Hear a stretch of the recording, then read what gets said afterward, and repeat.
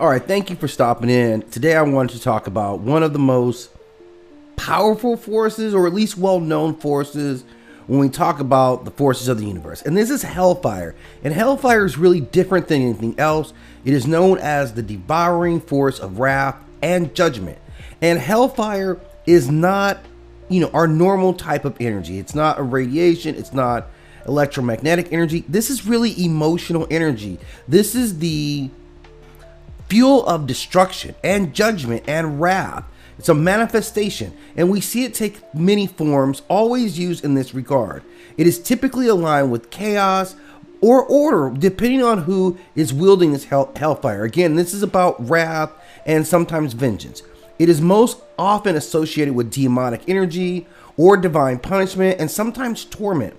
And hellfire is not just a really intense form of fire.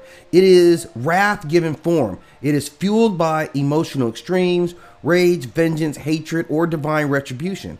Unlike normal flames, hellfire does not require oxygen or fuel. It burns through willpower, spirit, and even the soul itself. It is the destructive force that can annihilate the essence of a being, often leaving nothing behind, not even ashes. And while it is commonly associated with demons, fallen angels, or the nether realm, hellfire is not strictly infernal. It can manifest from gods of judgment, celestial executioners, or beings who wield justice with unwavering, merciless conviction. Now, the properties of hellfire are really that it consumes not just flesh, but also the very spirit of its target. It can fully consume a being to a point that resurrection or regeneration are not possible.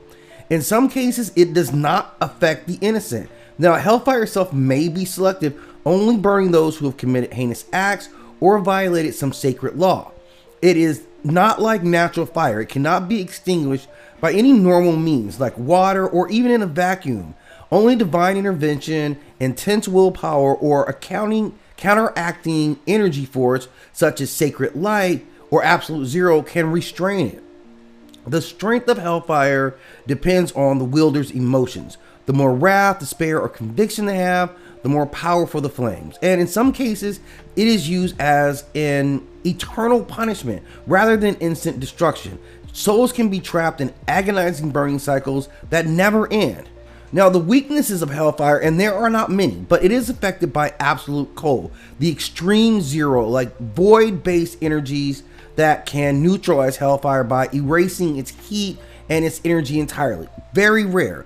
Also, divine purification. So light-based energies that purify rather than destroy can counteract hellfire's effects.